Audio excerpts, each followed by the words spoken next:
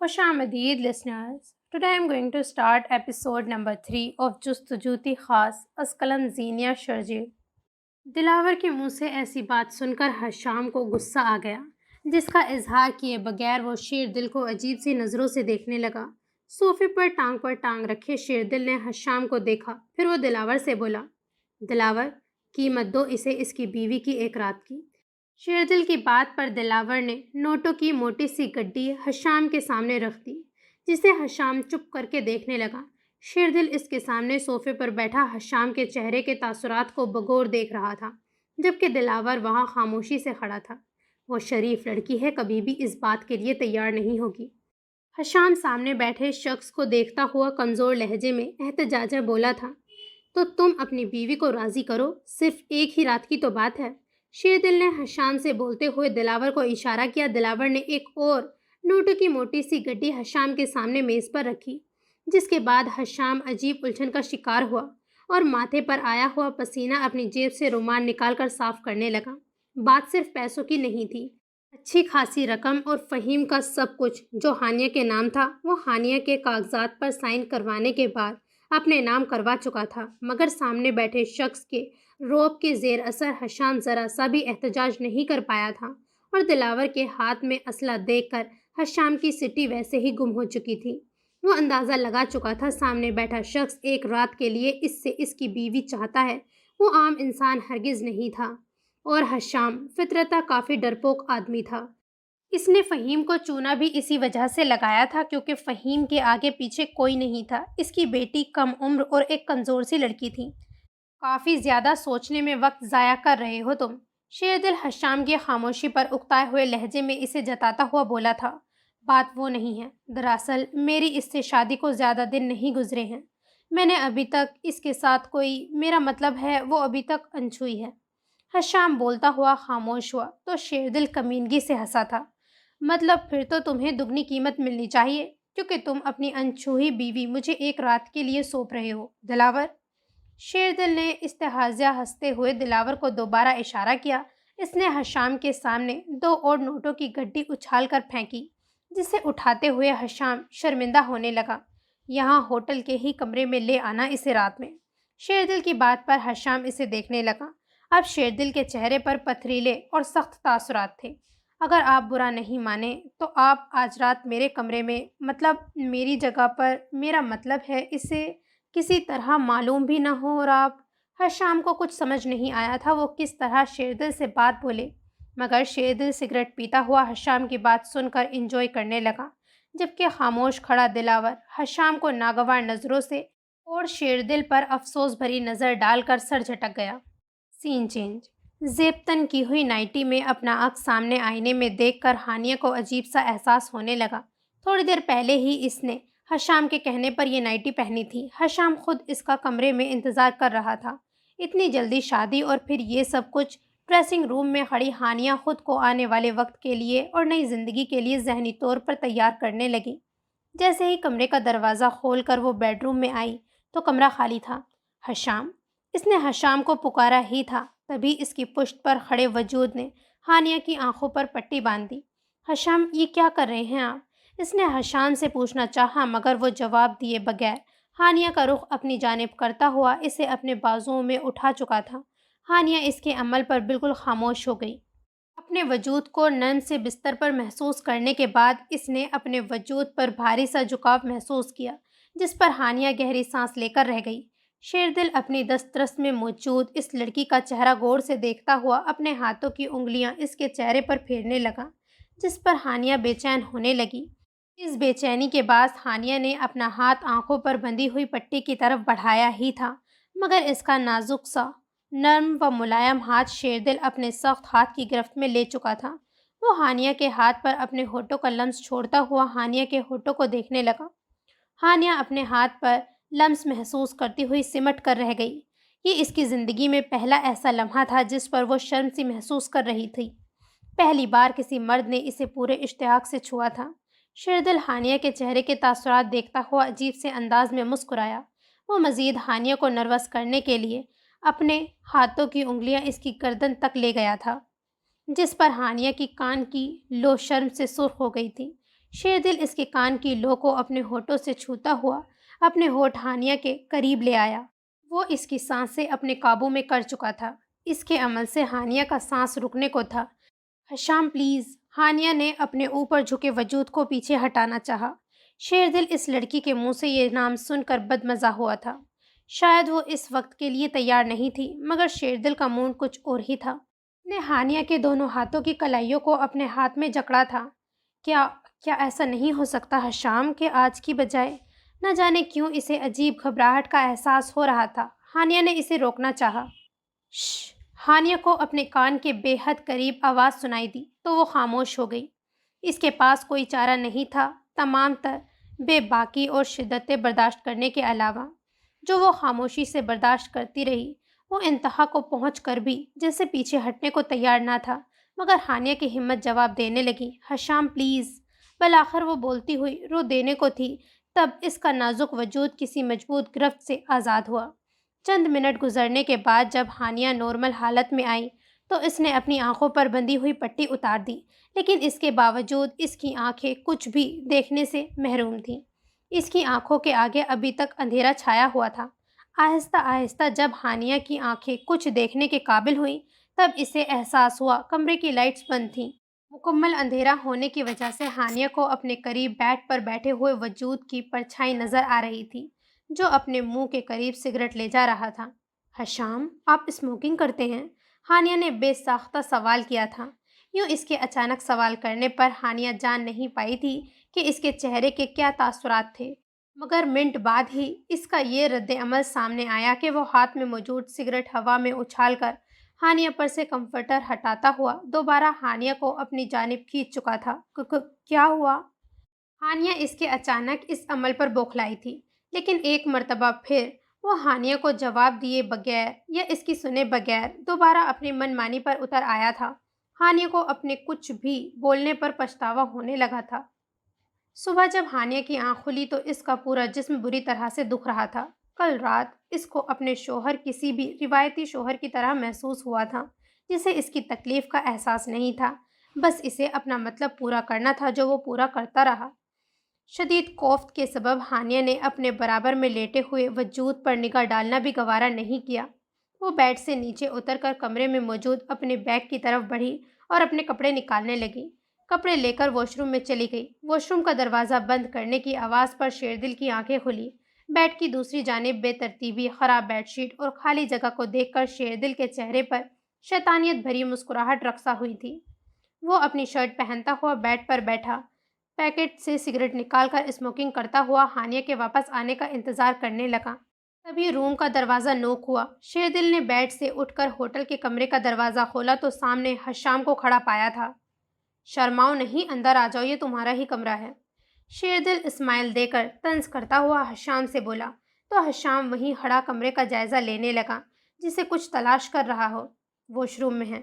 شیردل اس کی نظروں سے پہچان گیا تھا کہ وہ کیا تلاش کر رہا تھا، تبھی وہ حشام سے بولا تھا، وہ ٹھیک ہے، میرا مطلب ہے کل۔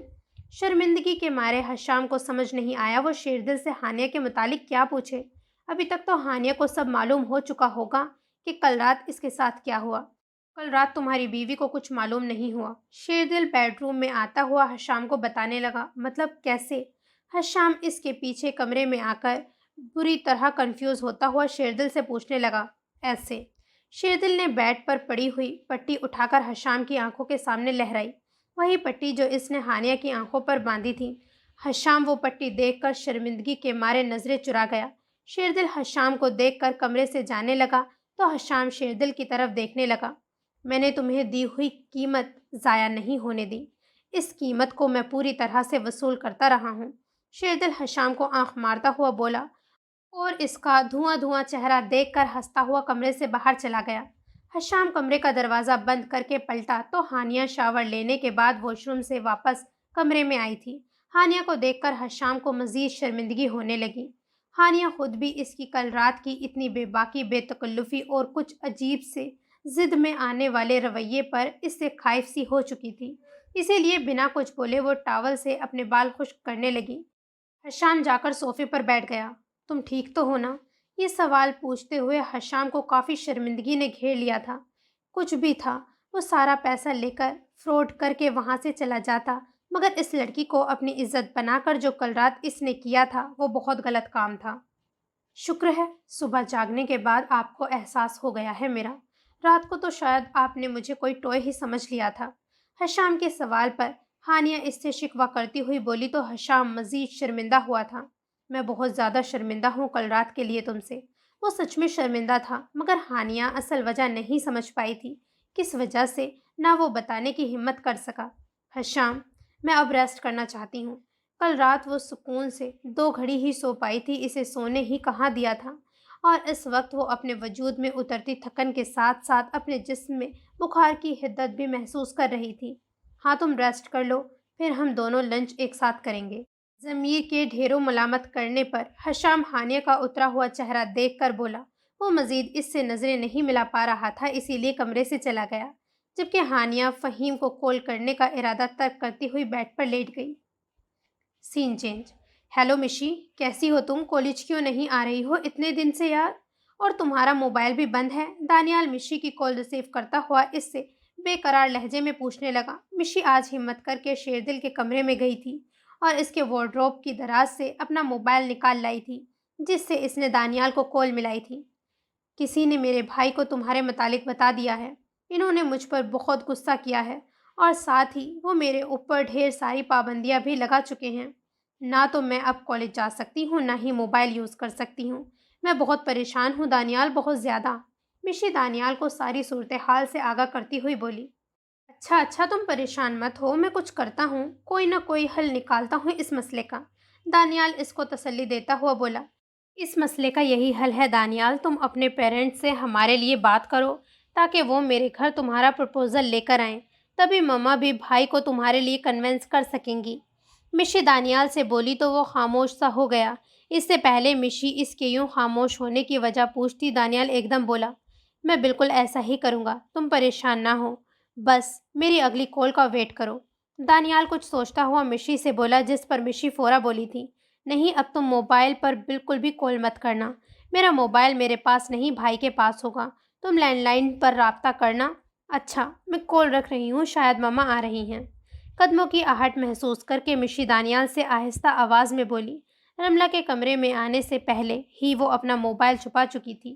سین چینج۔ دوپہر میں حشام ہوٹل میں موجود ڈائننگ ایریا میں ہانیہ کو اپنے ساتھ لنچ کے لیے لے آیا تھا، تاکہ ہانیہ کی طبیعت بہل جائے۔ اپنی غلطی کا ازالہ کرنے کی خاطر وہ ہانیہ سے کچھ نہ کچھ بات بھی کر رہا تھا، جس کا ہانیہ بغیر ناراضگی کے نارمل انداز میں جواب دے رہی تھی۔ وہ کب تک کل رات والی بات پر اس سے منہ بنائے رکھتی؟ اسے تو میاں بیوی کے رشتے کی سمجھ بوجھ بھی زیادہ نہیں تھی۔ ہانیہ سے بات کرتے ہوئے حشام کی نظریں داخلی راستے سے اندر آنے والے شیردل پر پڑی تھی۔ شیردل خود بھی حشام اور اس کے ساتھ بیٹھی ہوئی ہانیہ کو دیکھ چکا تھا۔ وہ عین ان دونوں کے سامنے والی ٹیبل پر بیٹھ گیا، جس کے بعد اس نے جس انداز میں خاموش نظروں سے بنا کسی خوف یا ڈر کے ہانیہ کا مکمل جائزہ لینا شروع کیا تھا، حشام شیردل کی بے باک نظروں کو دیکھ کر ضبط کرتا ہوا پہلو بدل کر رہ گیا۔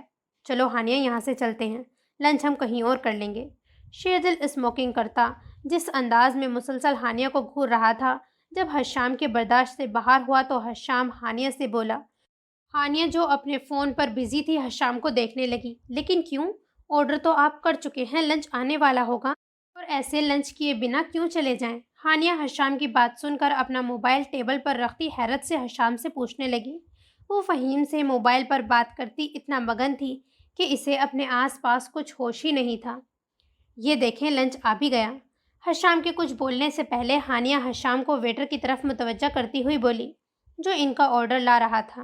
اسے دیکھ کر حشام خاموش ہو گیا، مگر وہ جان کر کرسی سے اٹھ کر دوسری کرسی پر آ کر بیٹھ گیا، جس سے اب شیردل کو ہانیہ کے چہرے کی بجائے حشام کی پشت نظر آ رہی تھی۔ حشام کی حرکت پر زیر لب شیردل نے حشام کو گالی دی تھی اور گہری سوچ میں گم اسموکنگ کرنے لگا۔ 2 سیکنڈ بعد دلاور بھی اندر داخل ہوا۔ وہ زرش کی آنے والی کال کی وجہ سے بات کرنے باہر ہی رک گیا تھا۔ مالک! دلاور کے پکارنے پر شیردل اس کی طرف متوجہ نہیں ہوا تھا۔ وہ کہیں گم ہوا اسموکنگ کر رہا تھا، جبکہ دوسری ٹیبل پر حشام اور ہانیہ لنچ کی طرف متوجہ تھے۔ مالک کیا ہوا؟ سب خیریت تو ہے نا؟ دلاور شیردل کو یوں غائب دماغ دیکھتا ہوا دوبارہ اس کو مخاطب کیے شیردل سے پوچھنے لگا۔ شیردل کی انگلیوں میں دبی سگریٹ جب اس کی انگلی کو جلا گئی تب وہ ہوش میں آیا اور بے خیالی میں دلاور کو دیکھنے لگا۔ کچھ کہا تم نے؟ شیردل دلاور کو دیکھتا ہوا پوری طرح ہوش میں آ کر اس سے پوچھنے لگا۔ سب خیریت تو ہے مالک؟ دلاور تعجب کرتا ہوا شیردل سے دوبارہ پوچھنے لگا۔ یوں پبلک پلیس میں ایسی بے ہوشی کا عالم دلاور کو واقعی مشکوک کر گیا تھا۔ اب لگ رہا ہے دلاور کے خیر نہیں ہے۔ گہرا سانس لے کر دلاور سے بولتا وہ کرسی کھسکا کر اس اینگل میں کر چکا تھا جہاں سے اسے دوبارہ ہانیہ کا چہرہ نظر آنے لگا۔ مالک میں سمجھا نہیں آپ کی بات کا مفہوم۔ دلاور شیردل کی بات پر حیران ہوا، پھر اس کی نظروں کا تعاقب کرتا ہوا خود بھی ہانیہ کو دیکھنے لگا۔ ہانیہ کو دیکھ کر شیردل دوبارہ سگریٹ کے پیکٹ سے دوسرا سگریٹ نکال چکا تھا۔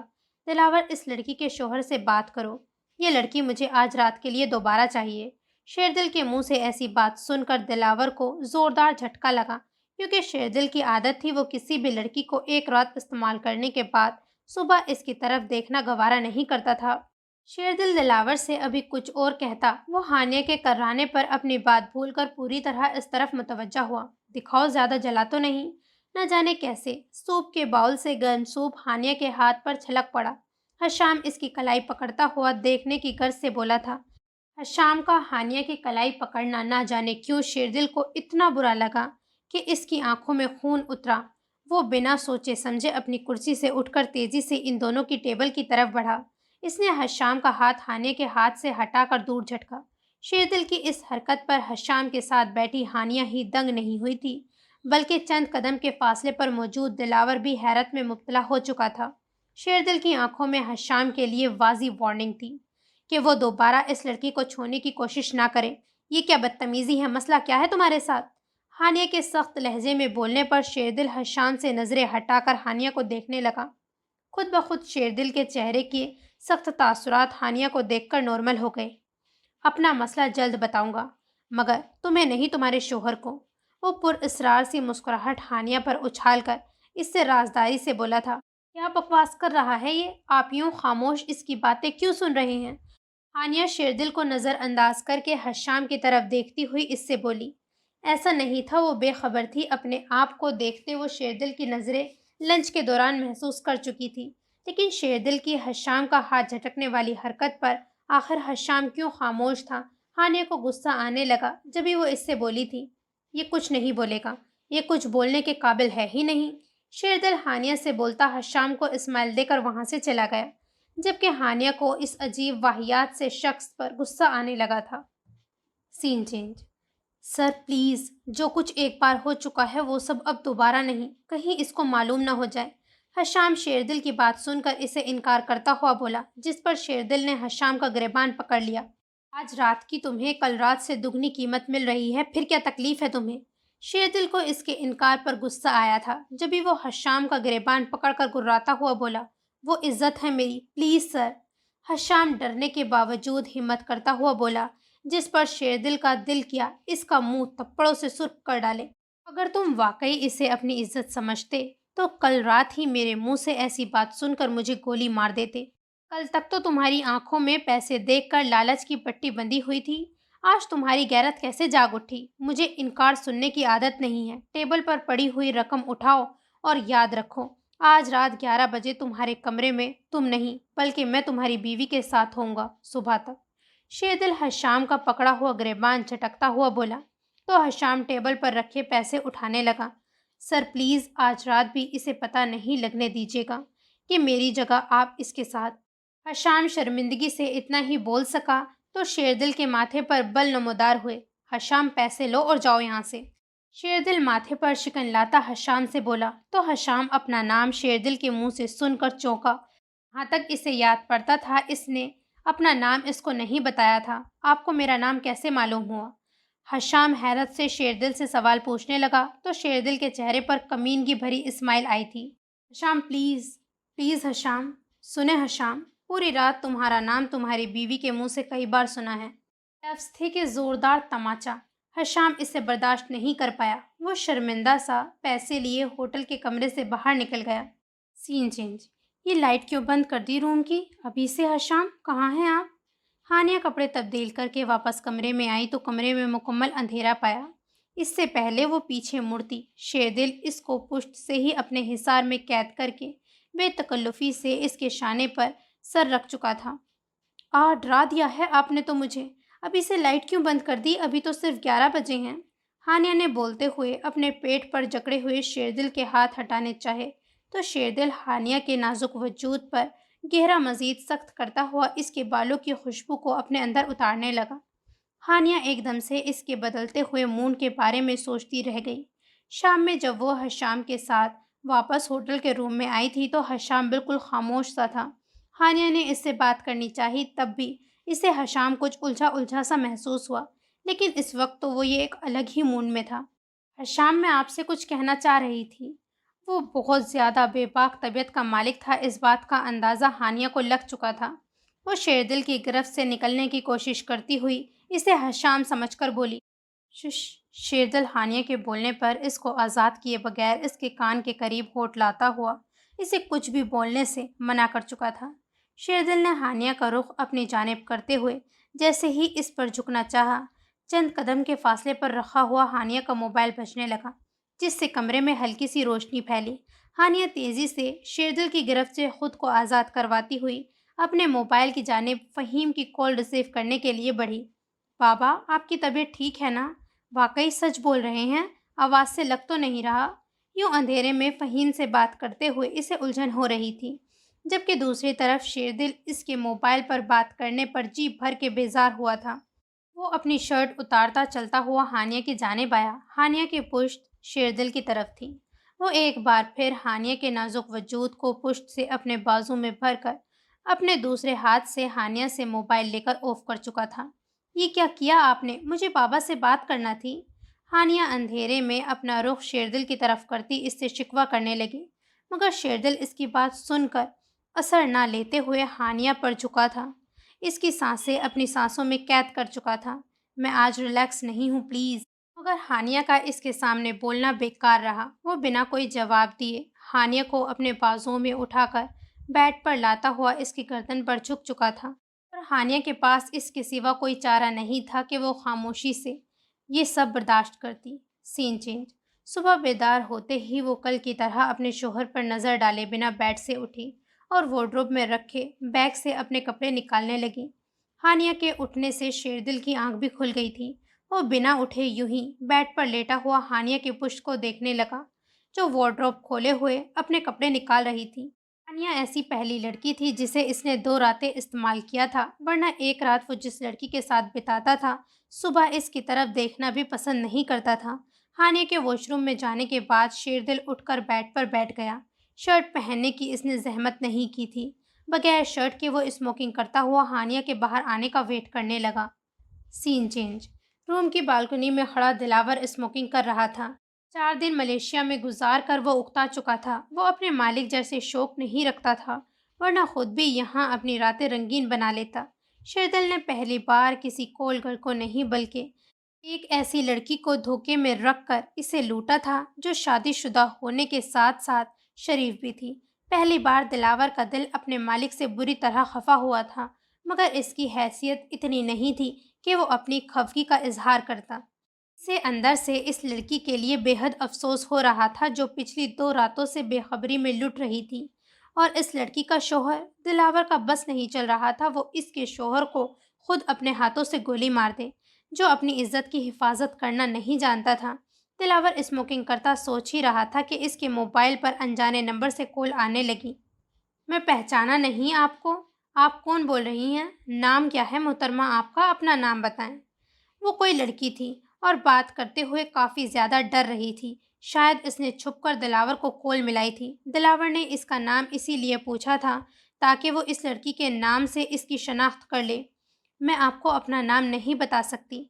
मैंने चंद दिनों पहले मिशी के भाई को भी फ़ोन करके बताया था कि मिशी की जिस लड़के से दोस्ती है वो लड़का सही नहीं है और ना ही वो मिशी से मुखलिस है, मगर मिशी मेरी बात कभी सच नहीं मानेगी। बहुत मुश्किल से मैंने आपका नंबर तलाश किया है। आप प्लीज़ मिशी को इस लड़के से बचा लें, वरना वो लड़का मिशी को बर्बाद कर डालेगा। वानिया दिलावर से बोलकर कॉल काट चुकी थी। جبکہ دلاور صحیح معنوں میں وانیہ کی بات سن کر پریشان ہو چکا تھا۔ عجیب بے بسی کی کیفیت میں وہ گھر کے نمبر پر کال ملانے لگا۔ ہاں دلاور، سب خیریت ہے؟ بولو، کب واپس آنا ہو رہا ہے تم دونوں کا؟ رملہ اس کا فون اٹھاتی ہوئی دلاور کی آواز سن کر اس سے پوچھنے لگی۔ مالک کو اپنے پرسنل کام کے لیے مزید 2 دن رکنا پڑا ہے۔ جب تک انہیں نہیں لگتا کہ ان کا مقصد پورا ہو گیا ہے تب تک آنے کا کچھ معلوم نہیں۔ سے کچھ پوچھنے کے لیے فون کیا تھا، دلاور جھجکتا ہوا رملہ سے بولا۔ ہاں، کیا پوچھنا چاہ رہے ہو دلاور، بولو؟ رملہ اس کے لہجے میں چھپی ہوئی بے چینی کو محسوس کرتی ہوئی دلاور سے بولی۔ آپ میری بات سن کر کوئی بھی برا خیال دل میں مت لائیے گا۔ مجھے مشی بی بی کے بارے میں آپ سے کچھ پوچھنا تھا۔ وہ کیسی ہیں؟ میرا مطلب ہے ٹھیک ہے نا؟ دلاور ہزار خدشے دل میں لانے کے باوجود کہ اس کی بات کو کس معنوں میں لیا جائے گا، دل کے ہاتھوں مجبور ہو کر رملہ سے مشی کے بارے میں پوچھنے لگا، جس پر رملہ کا ماتھا ٹھنکا تھا، مگر وہ ظاہر کیے بغیر بولی۔ مشی ٹھیک ہے دلاور، شیر سے کہو اس کی فکر مت کرے۔ جب وہ خود پاکستان واپسی کرے گا تب میں شیر کی مرضی سے اسے کالج جانے کی اجازت دوں گی۔ وہ کالج جانے کی کافی ضد کر رہی تھی مگر میں نے اسے جانے نہیں دیا۔ دلاور کی بات سن کر رملہ بے ساختہ بول اٹھی تھی۔ بیگم صاحبہ، خدا را انہیں کالج یا پھر کہیں بھی جانے کی اجازت مت دیجیے گا۔ مالک نے کچھ سوچ کر انہیں گھر سے باہر نکلنے سے منع کیا ہے۔ آپ پلیز ان کا خیال رکھیے گا۔ بات کرتے ہوئے دلاور کی بے بسی آسمانوں کو چھونے لگی تھی۔ وہ التجائی انداز میں رملہ سے بولا تھا۔ اس کے لہجے اور انداز پر رملہ دوبارہ چونکی مگر کچھ بھی ظاہر کیے بغیر دوبارہ بولی تھی۔ بے فکر رہو دلاور، مشی مجھے اپنی سگی بیٹی کی طرح عزیز ہے، میں اس کا خیال رکھوں گی۔ رملہ کے بولنے پر اسے تھوڑا سا اطمینان ہوا۔ وہ مشی کو کسی دوسرے کے ساتھ خوشحال تو اپنا دل بڑا کر کے دیکھ سکتا تھا مگر اس کو برباد ہوتا ہوا نہیں دیکھ سکتا تھا، جیسے وہ فون کال والی لڑکی اسے بول رہی تھی۔ سین چینج۔ تم یہاں روم میں کیسے آئے؟ اور یہ کون سا انداز ہے کسی کے روم میں بیٹھنے کا؟ ہانیہ شاور لینے کے بعد جیسے ہی روم میں واپس آئی، سامنے بیڈ پر اس نے اس اجنبی شخص کو بیٹھا دیکھا جو مسلسل اسے اس ہوٹل میں 2 دن سے نظر آ رہا تھا، جس کا امیج اس کی نظروں میں لائبہ کی بات پر بری طرح سے خراب ہوا تھا۔ ہانیہ پہلے تو اس شخص کو ہوٹل کے اس روم میں دیکھ کر ڈر گئی تھی، پھر اپنا دوپٹہ صوفے سے اٹھا کر اس سے سخت لہجے میں پوچھنے لگی۔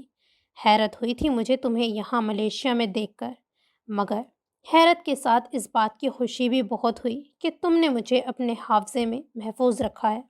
شیردل بیٹ سے اٹھ کر اپنے شرٹ کے بٹن بند کرتا ہوا بے تکلفی سے ہانیہ کے پاس آتا ہوا بولا۔ یوں روبرو اس لڑکی سے بات کر کے اسے کافی اچھا لگ رہا تھا۔ تمہاری حیرت یا خوشی میرے لیے کوئی معنی نہیں رکھتی۔ تم یہاں اس روم میں کر کیا رہے ہو؟ ہانیہ ابھی بھی غصے کے ساتھ حیرت میں ڈوبی اس سے پوچھنے لگی تھی، جو اتنی بے تکلفی سے بنا کسی خوف کے ہوٹل کے اس روم میں موجود تھا، جس روم میں پچھلے 2 دنوں سے وہ رہ رہی تھی۔ اور یہ حشام وہ اچانک کہاں چلا گیا تھا، ہانیہ کو سمجھ نہیں آیا۔ میری ذات تمہارے لیے معنی نہیں رکھتی ڈارلنگ، لیکن اب جو میں تمہیں بتانے والا ہوں وہ بات تمہارے لیے معنی بھی رکھے گی اور تمہیں خوف میں بھی مبتلا کر دے گی۔ کیا ہے نا، ہماری دوسری ملاقات میں جو خوف تمہارے چہرے پر موجود تھا، میں اس خوف کو دوبارہ تمہارے چہرے پر دیکھنا چاہتا ہوں۔ یہ سن کر تمہیں برا تو لگے گا کہ پچھلی 2 راتوں سے تمہارے ساتھ تمہارے شوہر نے نہیں بلکہ میں نے تمہارے ساتھ گزاری ہے، اور کافی مزہ آیا مجھے تمہارے ساتھ اپنا وقت گزار کر۔ شیردل کمینگی سے اسمائل دیتے ہوئے ساتھ آنکھ مارتا ہوا ہانیہ کا چہرہ دیکھ کر بولا تھا، جو ایک پل کے لیے سچ میں اس کی بات سن کر خوف سے سفید پڑ گیا تھا، مگر اگلے ہی پل ہانیہ نے ایسی گری ہوئی بات اس کے منہ سے سن کر اپنا ہاتھ فضا میں بلند کیا، جو شیردل نے اپنے گال پر پڑنے سے پہلے ہی اپنے مضبوط ہاتھ کی گرفت میں پکڑ لیا۔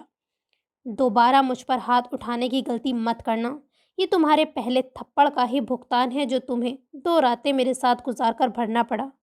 تمہارے اندر جتنا بھی دم خم ہے وہ پچھلی راتوں کو دیکھ چکا ہوں، اسی لیے دوبارہ ایسی کوئی غلطی مت دہرانا کہ تمہیں مزید 10 راتیں اپنے لٹنے کا ماتم کرنا پڑے۔ شیردل اس کا ہاتھ سختی سے پکڑے اب کی بار سخت لہجے میں ہانیہ کو وارن کرتا ہوا بولا۔ بکواس کر رہے ہو تم، مجھے ڈرانے کے لیے جھوٹ بول رہے ہو مجھ سے۔ حشام کہاں ہے؟ ہانیہ شیردل کی بات سن کر سچ میں خوفزدہ ہو چکی تھی۔ وہ چیختی ہوئی اس سے حشام کا پوچھنے لگی۔ شش حانیہ کے چیخنے پر شیردل اس کے کان کے قریب اپنے ہونٹ لاتا اس کے وجود کو جکڑتا ہوا بولا، جس پر خوف سے حانیہ کی ریڑھ کی ہڈی میں سنسناہٹ اٹھی تھی۔ وہ صدمے سے پھٹی پھٹی آنکھوں سے شیردل کو دیکھنے لگی۔ یہ انداز، کیا وہ سچ بول رہا تھا؟ میں تمہاری جان لے لوں گی، مار ڈالوں گی میں تمہیں۔ حانیہ غصے کی شدت سے اس کی قید میں پھڑپھڑاتی ہوئی چیخی تو شیردل نے اس کے وجود کو اپنی گرفت سے آزاد کرتے بیڈ پر دھکیلا تھا۔ اگر جان لینی ہے تو اپنے شوہر کو مار ڈالو، جو پچھلی 2 راتیں تمہیں میرے حوالے کر کے مجھ سے تمہاری قیمت وصول کر کے خود برابر والے کمرے میں اپنی محبوبہ کے ساتھ ہے۔ ایسے ہی حوالے نہیں کیا ہے اس نے تمہیں، قیمت دی ہے میں نے تمہارے شوہر کو تمہاری۔ شیردل کی بات سن کر حانیہ صدمے کی کیفیت میں اس کو دیکھتی رہ گئی۔ یہ سامنے کھڑا لمبا چوڑا مرد کہیں سے بھی مرد کہلانے کے لائق نہیں تھا۔ وہ بیڈ سے اٹھ کر شیردل کے سامنے آئی تھی۔ میرے مارے ہوئے تھپڑ کا بدلہ لینے کے لیے تم نے مجھے بے لباس کر ڈالا، مجھے 2 راتوں تک استعمال کر کے بدلے کے نام پر اپنی ہوس مٹاتے رہے۔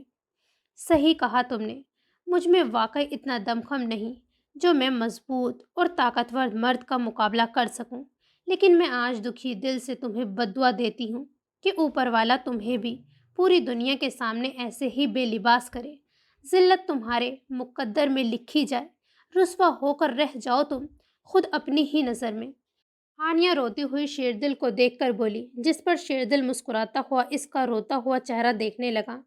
پھر وہ رکی نہیں، اپنا دوپٹہ فرش سے اٹھا کر اپنا موبائل لیتی ہوئی کمرے سے باہر نکل گئی۔ برابر والے کمرے سے ویٹر باہر نکل رہا تھا۔ کچھ سوچ کر حانیہ ویٹر کے دروازہ بند کرنے سے پہلے کمرے میں داخل ہوئی۔ اندر کا منظر دیکھ کر حانیہ کا دماغ ایک بار پھر سے چکرا گیا تھا۔ کمرے میں موجود لڑکی اس کو کمرے میں آتا ہوا دیکھ کر چونکی تھی۔ حشام کی پشت پر حانیہ کھڑی تھی۔ حشام نہیں جانتا تھا کہ حانیہ وہیں کمرے میں موجود ہے۔ نہ ہی مہرین نے حیرت کا اظہار کر کے حشام کو حانیہ کی موجودگی کا احساس ہونے دیا، بلکہ مہرین نے حانیہ کے سامنے بغیر شرمائے اپنا کام جاری رکھا۔ وہ حشام کی سانسوں میں اپنی سانسیں انڈیلے، شاید جان بوجھ کر حشام کو خود سے جدا نہیں ہونے دے رہی تھی۔ ڈارلنگ، کل رات سے تمہاری اداسی کتنی مرتبہ ختم کر چکی ہوں، اب تو نارمل ہو جاؤ۔ اپنی بیوی سے پراپرٹی کے پیپرز پر تو تم نے سائن کروا کے اس سے سب کچھ چھین ہی لیا ہے، تو اب اس پلان کے مطابق طلاق دو اور دور کرو اپنی زندگی سے، تاکہ ہم دونوں مزے سے اپنی زندگی گزار سکیں۔ مہرین شاطرانہ انداز میں مسکراتی ہوئی حشام سے بولی، لیکن وہ باتیں حانیہ کو سنا رہی تھی۔ ایک مرتبہ پھر صدمے سے حانیہ کی آنکھیں آنسوؤں سے بھرنے لگیں۔ طلاق تو میں اس کو دوں گا، لیکن ابھی فورا نہیں۔ حشام مہرین سے بولتا ہوا کسی احساس کے تحت پیچھے مڑا تو وہاں حانیہ کو دیکھ کر دم بخود رہ گیا۔ حانیہ چلتی ہوئی حشام کے پاس آئی۔ غصے کی شدت میں وہ جتنی زور کا تماچا حشام کو مار سکتی تھی اس نے حشام کے گال پر مارا، جس سے حشام اور مہرین دونوں ہی سناٹے میں آ گئے۔ نکاح کیا تھا تم نے مجھ سے؟ نکاح وہ پاک رشتہ ہوتا ہے جس کے بعد ایک مرد اس لڑکی کو اپنی عزت بنا لیتا ہے، اس کا نگران بن کر اس کو تحفظ فراہم کرتا ہے۔ جانتے ہو بیوی کیا ہوتی ہے؟ اس مرد کے لیے اس کی غیرت، اس کی عزت۔ تمہیں ذرا شرم نہیں آئی یوں دوسرے مرد سے میرا سودا کرتے ہوئے، مجھے کسی غیر مرد کے آگے ڈالتے ہوئے؟ 2 راتوں تک مجھے کوئی غیر مرد استعمال کرتا رہا میرے ساتھ اس نے۔ بولتے ہوئے حانیہ کی آواز بند ہونے لگی۔ وہ اپنے ساتھ ہوئے ظلم کو سوچتی ہوئی رونے لگی۔ اس غیر مرد نے مجھے چھوا، بے لباس کیا۔ عزت صرف میری پامال نہیں ہوئی، تمہاری بھی پامال ہوئی۔ تمہیں پیسے چاہیے تھے تو مجھ سے میرا سب کچھ چھین لیتے، مگر یوں کسی دوسرے مرد کے سامنے ذلیل اور رسوا نہیں کرتے۔ جس آدمی نے مجھے استعمال کیا، اس سے زیادہ اس وقت مجھے تم سے نفرت محسوس ہو رہی ہے۔ حانیہ روتی ہوئی حشام کا گریبان پکڑ کر بولی۔ حشام شرمندگی کے مارے بنا کچھ بولے اپنا سر جھکا گیا۔ وہاں کھڑی مہرین نے حانیہ سے حشام کا گریبان چھڑوایا۔ یہ ایموشنل ڈرامے یہاں نہیں کرو حشام، ابھی طلاق دو اسے اور یہ قصہ ختم کرو۔ مہرین حانیہ کو دیکھ کر جتاتی ہوئی نظروں سے حشام سے بولی۔ حشام نظریں اٹھا کر حانیہ کو دیکھنے لگا۔ صحیح بول رہی ہے یہ، تم جیسے بے غیرت آدمی سے 1 منٹ بھی رشتہ قائم رکھنا میرے لیے ذلت کا باعث ہے۔ ابھی کے ابھی طلاق دو مجھے۔ حانیہ غصے میں چیختی ہوئی حشام سے بولی۔ حانیہ کو طلاق دیتے ہوئے اسے مزید شرمندگی نے گھیرا تھا۔ حشام سے طلاق لینے کے بعد وہ ہوٹل کے کمرے سے باہر نکلی اور اپنے برباد ہونے کے غم میں دیوار سے جڑ کر نیچے بیٹھتی ہوئی زاروں قطار رونے لگی۔ سین چینج۔ میری بات سمجھنے کی کوشش کرو دانیال، بھائی جب سے واپس پاکستان آئے ہیں ان کا رویہ بہت عجیب سا ہو گیا ہے۔ وہ پچھلے 2 ہفتوں سے ہر وقت غصے میں رہتے ہیں۔ میں تو کیا، ماما خود بھی میرے لیے کالج جانے کی پرمیشن لینے سے ڈر رہی ہیں، اور تم ہو کہ مجھ سے ملنے کی بات کر رہے ہو، جبکہ تمہیں تو یہاں اپنے پیرنٹس کو لے کر آنا چاہیے۔ مشی چوری چھپے دلاور کے موبائل سے دانیال کو کال ملاتی ہوئی اسے اپنی مجبوری بتاتی ہوئی بولی تھی۔ یار ایسا تو کہیں نہیں ہوتا، اتنی دقیانوسی فیملی ہے تمہاری، وہ بھی آج کل کے دور میں۔ ایسی پابندیاں کون لگاتا ہے؟ میرے پیرنٹس نے صاف بول دیا ہے مجھ سے کہ تمہیں جو لڑکی پسند ہے پہلے تم اس لڑکی کو ہم سے ملواؤ، اس کے بعد ہی وہ دونوں میرا پروپوزل تمہارے لیے لائیں گے۔ مشی تمہیں ایک بار ہماری محبت کی خاطر میرے گھر آنا پڑے گا میرے پیرنٹس سے ملنے کے لیے۔ دانیال کی بات پر مشی انکار کرتی ہوئی بولی، میرا گھر سے نکلنا مشکل ہے دانیال، تم میری مجبوری کو سمجھنے کی کوشش کرو۔ مشی بے بسی سے دانیال کو اپنی مجبوری سمجھاتی ہوئی بولی، جس پر دانیال برہم ہوا تھا۔ مشی یار، تم سے زیادہ مجبور اور بے بس لڑکی تو دنیا میں کوئی دوسری ہو ہی نہیں سکتی۔ اگر تم سچ میں مجھ سے پیار کرتی ہو اور چاہتی ہو کہ ہم دونوں زندگی بھر ایک ساتھ رہیں تو تمہیں ابھی اور اسی وقت مجھ سے ملنے کے لیے اپنے گھر کے قریبی مال میں آنا ہوگا۔ میں وہاں تمہارا انتظار کروں گا۔ اگر تم آج نہیں آئیں تو اس کے بعد میں تم سے کوئی رابطہ نہیں رکھوں گا۔ دانیال نے بولتے ہوئے موبائل پر رابطہ منقطع کر دیا تو مشی کو بے بسی سے رونا آنے لگا۔ وہ دلاور کے موبائل سے دانیال کا نمبر ڈیلیٹ کرتی ہوئی موبائل واپس رکھتی جیسے ہی پلٹی تھی تو دلاور کو کمرے میں کھڑا پایا تھا۔ آپ یہاں میرے کمرے میں خیریت تو ہے؟ دلاور مشی کو اپنا موبائل رکھتا ہوا دیکھ چکا تھا مگر انجان بنا مشی سے پوچھنے لگا، یہ پورا گھر میرے باپ کا ہے دلاور، یہ کمرہ بھی جو تمہیں استعمال کے لیے دیا گیا ہے، میں جب چاہوں یہاں آ سکتی ہوں، کسی دوسرے کے باپ میں اتنی ہمت نہیں ہے کہ مجھ سے سوال کرے۔ دلاور کو دیکھ کر مشی اکڑے ہوئے لہجے میں بولی تو دلاور ضبط سے لب بھیج کر رہ گیا۔ معافی چاہتا ہوں مشی بی بی، بے شک یہ کمرہ میری ملکیت نہیں ہے، نہ ہی میرے باپ کا ہے۔ آپ جب تک چاہیں اس کمرے میں رہیں، جب آپ یہاں سے چلی جائیں گی تو میں اس کمرے سے اپنا سامان اٹھا کر سرونٹ کوارٹر میں شفٹ ہو جاؤں گا۔ دلاور مشی سے بولتا ہوا کمرے سے جانے لگا تو مشی کو اپنے رویے کا احساس ہوا۔ یہ کمرہ شیردل کے حکم پر دلاور کو دیا گیا تھا۔ اگر شیردل کو ذرا بھی معلوم ہو جاتا کہ اس کی وجہ سے دلاور سرونٹ کوارٹر میں شفٹ ہوا ہے تو مشی کی خیر نہیں تھی، اور مشی ایسی صورتحال میں ذرا بھی فساد نہیں چاہتی تھی۔ دلاور رکو، سوری، میرے کہنے کا یہ مطلب ہرگز نہیں تھا۔ میں یہاں تمہارے کمرے میں تمہارے لیے ہی تو آئی ہوں، تم سے کچھ کہنا تھا مجھے۔ مشی جلدی سے دلاور کو روک کر بات بناتی ہوئی بولی تو دلاور پلٹ کر مشی کو دیکھنے لگا۔ خوبصورت ہے وہ، دل کا مہمان ہے، میرے محبوب کی یہی پہچان ہے، میرے محبوب کی یہی پہچان ہے۔ تھوڑا معصوم ہے، تھوڑا نادان ہے، میرے محبوب کی یہی پہچان ہے۔ بولے، میرے کمرے میں میرے لیے کس خاص وجہ سے آئی ہیں آپ؟ دلاور خاص وجہ پر زور دیتا ہوا مشی سے پوچھنے لگا تو مشی ایک دم بوکھلا گئی تھی، مگر فوراً ہی اس کے دماغ میں ایک خیال ابھرا تھا جس کے تحت اس نے بے ساختگی سے دلاور کا ہاتھ پکڑا تھا۔ دلاور پلیز، تم تو جانتے ہو نا، بھائی مجھے گھر سے باہر جانے نہیں دیں گے، مجھے یہاں گھر سے قریبی مال سے اپنے لیے کچھ ضروری چیزیں لینی ہیں۔ کیا بھائی سے تم میرے لیے پرمیشن لے سکتے ہو؟ اپنی ذمہ داری پر، وہ تمہیں کبھی بھی منع نہیں کریں گے، پلیز دلاور انکار مت کرنا۔ مشی دلاور کا ہاتھ پکڑے امید بھرے لہجے میں بولی۔ وہ اس طرح چھپ کر دانیال کے بلانے پر دلاور کے ساتھ باہر جا سکتی تھی، جبکہ دوسری جانب دلاور اپنے ہاتھ کو دیکھتا رہ گیا جو اس وقت مشی کے دودھیا ہاتھ میں موجود تھا، لیکن اس خوبصورت خواب کی تعبیر ناممکن تھی۔ مالک کبھی بھی نہیں مانیں گے، آپ کو خود بھی اندازہ ہے آج کل وہ کتنے غصے میں ہیں۔ آپ مجھ سے ایسی کوئی فرمائش نہیں کریں جو میں پوری نہیں کر سکتا۔ دلاور اس کو انکار کرتا ہوا بولا تو مشی نے اس کا پکڑا ہوا ہاتھ بے دردی سے جھٹک دیا۔ ایک کام کرو، مجھے زہر لا کر دے دو، یہ فرمائش تو پوری کر سکتے ہو نا تم میری؟ مشی غصے بھرے لہجے میں دلاور سے بولی تو دلاور بے بسی سے اسے دیکھتا ہوا بولا تھا، ایسا تو دلاور مر کر بھی نہیں کر سکتا۔ دلاور کے انکار سننے کے بعد مشی نے میز پر رکھا ہوا سگریٹ کا پیکٹ اٹھا لیا اور اس میں سے اپنے لیے سگریٹ نکالنے لگی۔ دلاور مشی کی حرکت پر اس کو دیکھتا رہ گیا۔ یہ لڑکی نہ جانے کیوں اس کا امتحان لینے پر تلی ہوئی تھی۔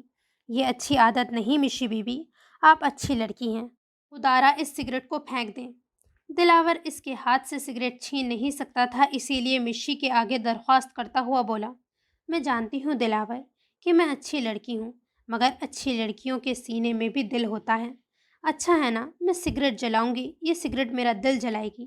مشی سگریٹ جلاتی ہوئی بولی تھی، میں مالک سے بات کرتا ہوں، اگر انہوں نے اجازت دی تو میں آپ کے ساتھ ہر اس جگہ پر اس شاپ پر جاؤں گا جہاں آپ کو شاپنگ کرنا ہوگی، اور ہم کہیں دوسری جگہ نہیں جائیں گے۔ آپ کو جو بھی چیز لینی ہوگی بس وہ لے کر ہم جلد از جلد گھر واپس آ جائیں گے۔ دلاور کے راضی ہونے پر مشی اپنی کامیابی پر مسکرائی تھی اور سگریٹ پھینکتے ہوئے دلاور کے کمرے سے جانے لگی۔ میں باہر تمہارا گاڑی میں ویٹ کر رہی ہوں، تم بھائی سے پرمیشن لے کر آ جاؤ۔ مشی دلاور کو بولتی ہوئی کمرے سے باہر جانے لگی، پھر کچھ سوچ کر پلٹی اور دلاور کو دیکھنے لگی۔ دلاور بھی اسی کو دیکھ رہا تھا، جیسے جاننا چاہ رہا ہو کہ اب کیا۔ تم بہت اچھے ہو، مشی اچھے مون میں بولتی ہوئی وہاں سے چلی گئی تو دلاور نے اپنا سر جھٹکا۔ ذرا بھی خوش فہم نہیں ہونا چاہتا تھا، کیونکہ اس کا محبوب تھوڑی دیر میں دل توڑنے کا فن بھی جانتا تھا۔ سین چینج۔ تجھے عشق ہو خدا کرے، کوئی تجھ کو اس سے جدا کرے، تیرے ہونٹ ہنسنا بھول جائیں، تیری آنکھ پر نمی رہا کرے، تو اس کی باتیں کیا کرے، تو اس کی باتیں سنا کرے، اسے دیکھ کے تو رو پڑے، وہ نظر جھکا کے چلا کرے، تجھے ہجر کی ایسی جھڑی لگے تو ملن کی ہر پل دعا کرے، تیرے خواب بکھرے ٹوٹ کر تو کرچی کرچی چنا کرے، تو نگر نگر پھرا کرے، تو گلی گلی صدا کرے، تجھے عشق پر پھر ہو یقین، اسے تسبیح پر پڑھا کرے، میں کہوں کہ عشق ڈھونگ ہے تو نہیں نہیں کہا کرے۔ شیردل راکنگ چیئر پر بیٹھا اسموکنگ کرتا ہوا صرف اس لڑکی کو سوچے جا رہا تھا جس لڑکی نے اس کی بھرے مجمع میں انسلٹ کی تھی۔ اپنے ہونے والی بے عزتی کا بدلہ شیردل نے جس انداز میں لیا، اس سے وقتی طور پر تو اس کا دل شاد ہوا تھا، مگر وہ عجیب سی کیفیت کا شکار ہو چکا تھا۔ اس لڑکی کی آنکھوں کے آنسو جس پر وہ خود اس وقت ہنس رہا تھا، اب یاد کر کے شیردل کا دل عجیب سی کیفیت میں گھر چکا تھا۔ شیردل ہانیہ کو ڈھونڈنا چاہتا تھا، مگر وہ دوبارہ نہ جانے کہاں چھپ کر بیٹھ گئی تھی۔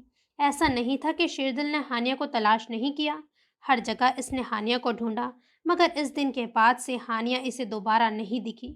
شیردل کو نہیں معلوم تھا کہ اگر وہ دوبارہ اس کے سامنے آ جاتی تو شیردل کیا کرتا، وہ بالکل نہیں جانتا تھا۔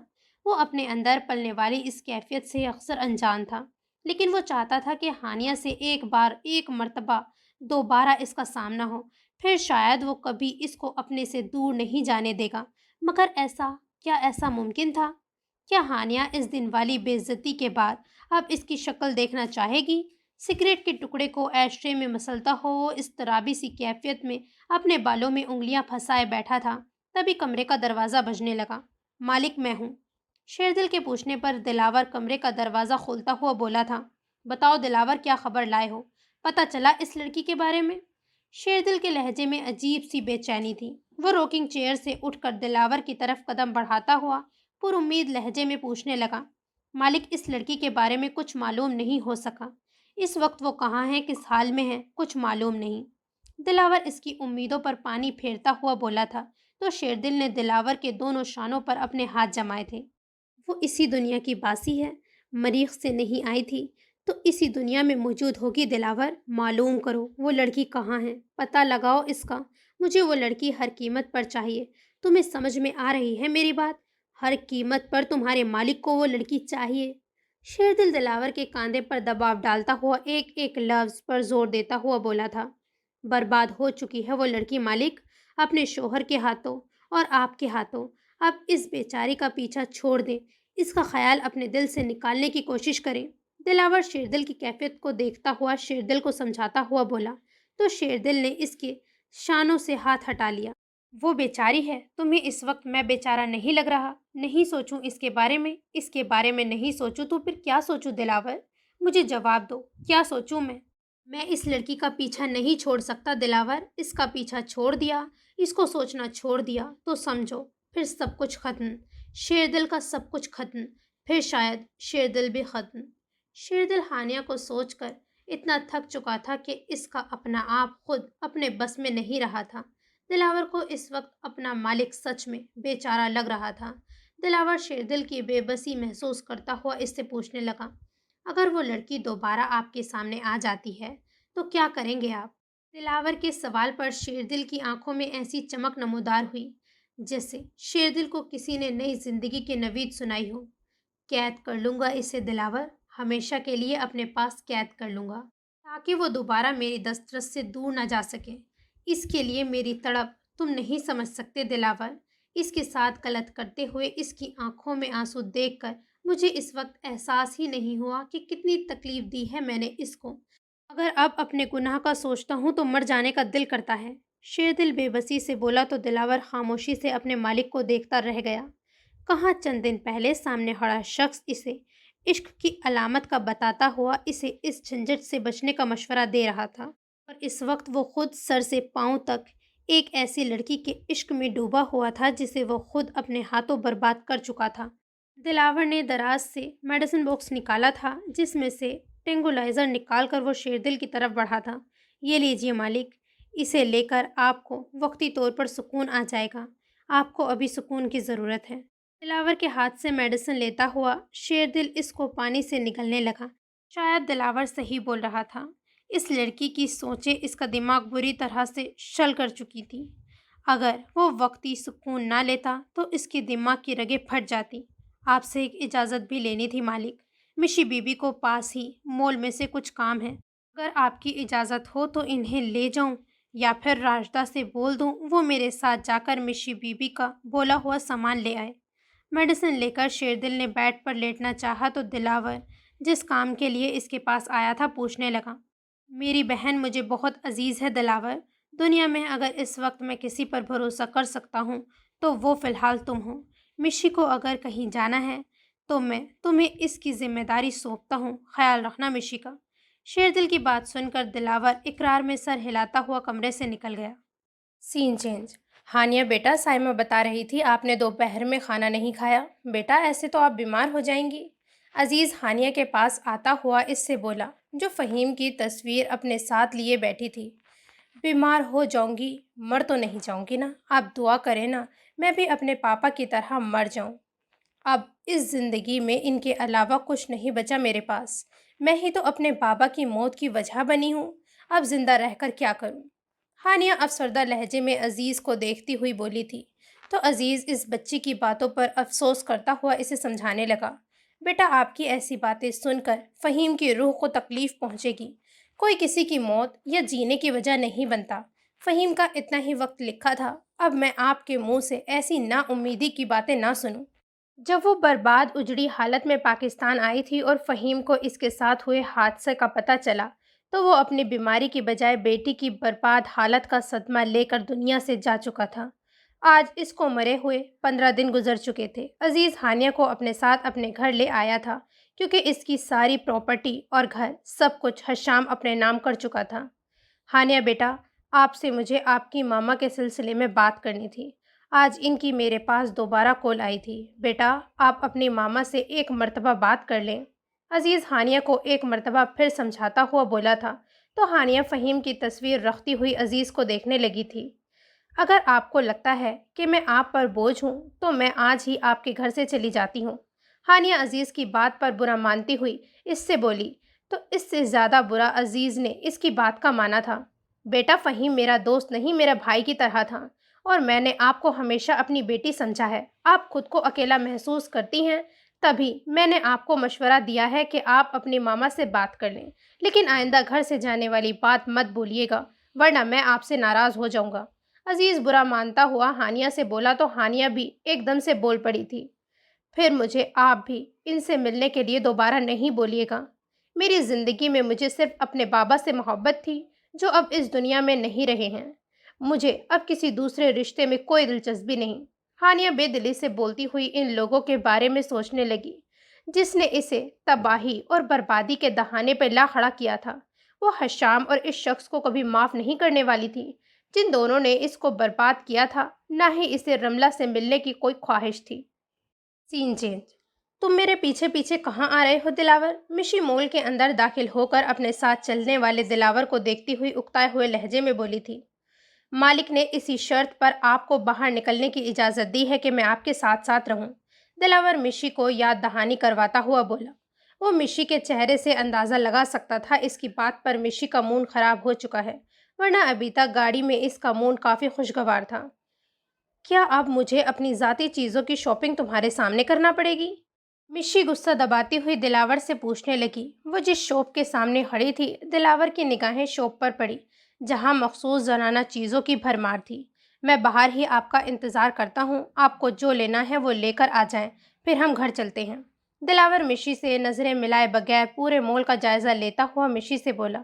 तो मिशी ने इसमें अपनी आफियत जानी थी, वो शॉप के अंदर चली गई, जहाँ इसने पहले ही दानियाल को जाता हुआ देख लिया था। इस दुमछल्ले को अपने साथ चुपका कर क्यों लाई हो? दानियाल तपे हुए अंदाज में मिशी को देखकर बोला। साथ ही इसने शॉपकीपर को इशारा किया। वो इन दोनों को शॉप के अंदर बने हुए एक रूम की तरफ ले जाने लगा।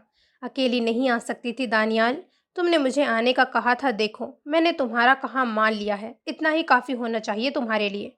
शॉपकीपर के वहाँ से जाने के बाद मिशी दानियाल से बोली। खाली कमरा देखते ही दानियाल ने मिशी को अपनी जानिब खींचकर बाहों में ले लिया। मिशी दानियाल की इस हरकत पर बुरी तरह से बौखलाई। ये क्या कर रहे हो दानियाल, छोड़ो मुझे। मिशी दानियाल से बोलती हुई खुद अपना आप दानियाल से छुड़ाने लगी, मगर दानियाल इसको छोड़े बिना मिशी से बोला था। मुझे मालूम था तुम मेरे बुलाने पर ज़रूर आओगी मिशी, क्योंकि मैं अच्छी तरह जानता हूँ तुम मुझसे मोहब्बत करती हो, और आज ये बात भी जान गया हूँ तुम मेरी खातिर कोई भी कदम उठा सकती हो। क्यों, सच बोल रहा हूँ ना मैं? दानियाल मिशी का खूबसूरत चेहरा देखता हुआ इससे पूछने लगा। तो मिशी दानियाल की बात सुनकर अपनी पलकें झुका गई। सुनो मेरी जान, अकेले इतवार के दिन तुम्हें इस तरह बहाना बनाकर मेरे घर आना होगा, जहाँ मेरे पेरेंट्स और मैं तुम्हारा इंतज़ार करेंगे। हो सकता है मेरे पेरेंट्स की मौजूदगी में हमारा निकाह भी हो जाए। दानियाल इसे बाहों में लिए अपना इरादा बताने लगा तो मिशी हैरत से दानियाल को देखने लगी। ये बहुत बड़ा कदम है दानियाल, मैं अपनी फैमिली के बगैर ऐसे कैसे ये कर सकती हूँ? मिशी दानियाल की बात सुनकर घबराती हुई बोली थी। यार, मसला सिर्फ तुम्हारे भाई का है, और मैं नहीं चाहता कि वो मेरे पेरेंट्स को इनकार करे, और अगर तुम्हारा भाई इस रिश्ते से इनकार कर देता है तो निकाह करने के बाद हमारा रिश्ता इतना मजबूत हो जाएगा कि इन्हें ना चाहते हुए भी हमारी शादी करानी पड़ेगी, क्योंकि हमारा निकाह पहले से हुआ होगा। दानियाल की बात सुनकर मिशी खामोश हो गई तो दानियाल मुस्कुरा दिया, क्योंकि मिशी की खामोशी मतलब इसकी नीम रजामंदी थी। वो मिशी को बाहों में लिए मिशी के चेहरे पर झुकने लगा, तभी अचानक दरवाज़ा खुला। दिलावर दिलावर को कमरे में आता हुआ देखकर मिशी डरते हुए पीछे हटी तो दानियाल ने भी मिशी को छोड़ दिया।